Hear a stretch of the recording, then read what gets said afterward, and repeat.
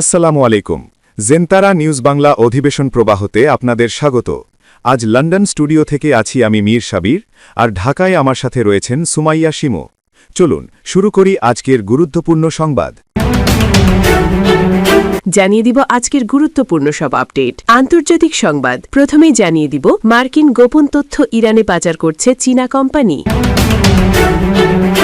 এরপর আরও জানিয়ে দিব যুক্তরাষ্ট্রের বিরুদ্ধে 15,000 ক্ষেপণাস্ত্র ব্যবহারের অপেক্ষায় ইরান। এবং সর্বশেষ জানিয়ে দিব ইরানের আকাশে গেলে আর রক্ষা নেই যুক্তরাষ্ট্রের যুদ্ধ বিমানের। শুনছিলেন সংবাদ শিরোনাম, এখন বিস্তারিত। তবে তার আগে অনুরোধ থাকবে এই ভিডিওটিতে একটি লাইক, কমেন্ট এবং চ্যানেলটি সাবস্ক্রাইব করে জানিয়ে দিন কোন জেলা থেকে বা কোথা থেকে আপনি আমাদের এই ভিডিওটি দেখছেন এবং শুনছেন। মধ্যপ্রাচ্যের ভূ রাজনীতিতে বর্তমানে এক চরম অস্থিরতা বিরাজ করছে। ইরান বনাম ইসরায়েল ও যুক্তরাষ্ট্রের এই ত্রিমুখী লড়াইয়ে বারবার আলোচিত হয়েছে মুসলিম বিশ্বের ভূমিকা। অবাক করার বিষয় হলো, ইরানের ওপর যখন ইসরায়েল ও যুক্তরাষ্ট্রের সম্মিলিত হামলার খড়গ নেমে এসেছে, তখন তথাকথিত কোনো মুসলিম দেশকেই তেহরানের পাশে শক্তভাবে দাঁড়াতে দেখা যায়নি। উল্টো অনেক দেশ যুক্তরাষ্ট্রের সাথে সুর মিলিয়ে নানাভাবে ইরানকে দমানোর প্রচেষ্টায় লিপ্ত হয়েছে।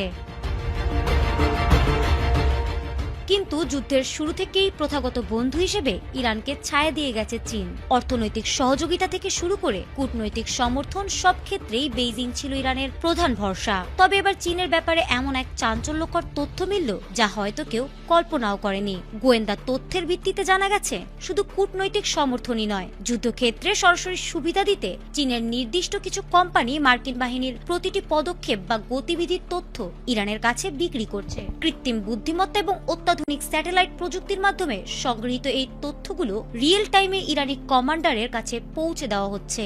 এর ফলে পারস্য উপসাগর বা লোহিত সাগরে মার্কিন যুদ্ধজাহাজ ও বিমানবাহী রণতরীর অবস্থান এখন আর তেহরানের কাছে অজানা নয়। সংবাদ মাধ্যম ওয়াশিংটন পোস্টের তথ্যানুযায়ী মিজার ভিশনের মতো চীনা বেসরকারি প্রতিষ্ঠানগুলো এই গোয়েন্দা বাণিজ্যের নেপথ্যে রয়েছে। যদিও এগুলো বেসরকারি কোম্পানি হিসেবে দাবি করা হয়েছে, তবে বিশ্লেষকদের মতে চীনের কমিউনিস্ট পার্টির সবুজ সংকেত ছাড়া এত সংবেদনশীল তথ্য পাচার করা অসম্ভব। এই ডাটাগুলোতে মার্কিন স্টিলথ ফাইটার জেটের রুট এবং ড্রোন মোতায়েনের নিখুঁত বিবরণ থাকছে। মধ্যপ্রাচ্যের এই সংকটে যেখানে আরবের শক্তিশালী দেশগুলো নিশ্চুপ, সেখানে চীনের এই গোপন সহায়তা যুদ্ধের মোড় ঘুরিয়ে দিচ্ছে। যুক্তরাষ্ট্রের প্রতিরক্ষা দপ্তর পেন্টাগন এই ঘটনায় তীব্র উদ্বেগ প্রকাশ করেছে। ওয়াশিংটনের মতে চীন সরাসরি যুদ্ধে না জড়িয়েও এসব তথ্যের মাধ্যমে ইরানকে কৌশলী সুবিধা দিচ্ছে। এবার কি 15,000 মিসাইল দিয়েই যুক্তরাষ্ট্রকে ভয় দেখাতে চলেছে ইরানের সামরিক বাহিনী? হঠাৎ এতগুলো ক্ষেপণাস্ত্র কোথায় পেল তেহরান? মার্কিন বিশ্লেষকদের দাবি, ইরানের ক্ষেপণাস্ত্র ভান্ডার শক্তিশালী করার পেছনে রয়েছে চীনের বিশাল হাত। এমনকি যুক্তরাষ্ট্র ইসরায়েলের বিরুদ্ধে সাম্প্রতিক যুদ্ধের মাঝেই চীন থেকে বেশ কয়েকটি জাহাজ ভিড়েছে ইরানের বন্দরে, যাতে ছিল ব্যালিস্টিক মিসাইল তৈরির প্রয়োজনীয় রাসায়নিক দ্রব্য। কিন্তু ইহুদিবাদীরা তো দাবি করছে যে ইরানের বেশিরভাগ ক্ষেপণাস্ত্র কেন্দ্রই ধ্বংস হয়েছে। তাহলে তেহরানের কাছে এখনো কিভাবে এত বেশি পরিমাণে মিসাইল মজুদ আছে?